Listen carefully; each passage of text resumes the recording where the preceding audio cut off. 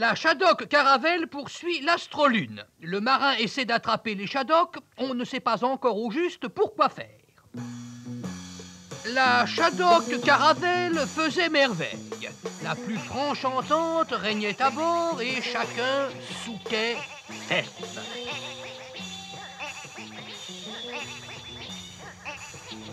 Il faut dire que la marine Shadok était un bel exemple d'organisation.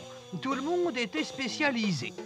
Les uns étaient spécialisés dans le ramage, les autres étaient spécialisés dans le transportage de l'eau, et tout le monde était content. Tout le monde était content, sauf peut-être ceux qui étaient spécialisés dans le battage.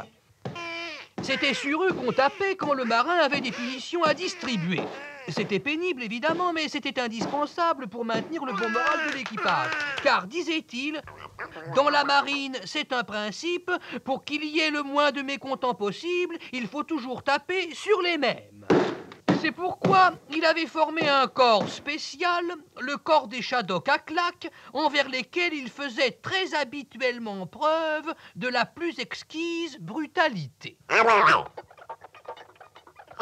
Mais ces bêtes-là, vous comprenez, et c'est comme de tout, ça finit toujours par s'user. Le corps d'élite des Shadok à claque n'était plus très présentable et il fallait procéder à un échange standard. Voilà pourquoi il voulait les attraper, les Shadok de la Lune. « Engagez-vous dans les Shadok à claque !» il criait. « Vous verrez du pays !» Mais les autres voulaient pas, vous pensez. Et ça en faisait un vacarme, cette sarabande autour de la Terre. D'abord, c'était la Lune qui passait en rase-motte. 5 minutes après, c'était le marin. Et puis encore la Lune. Et puis encore le marin. Ça n'allait pas bientôt finir, tous raffus, ils criaient, Gégène. On n'avait pas idée de s'amuser la nuit à des bêtises pareilles.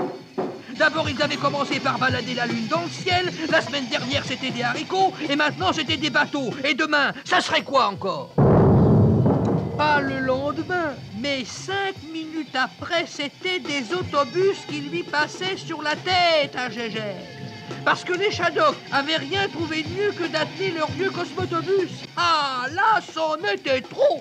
Dès demain, c'était juré, ils débarrasseraient le ciel de toutes ces cochonneries-là.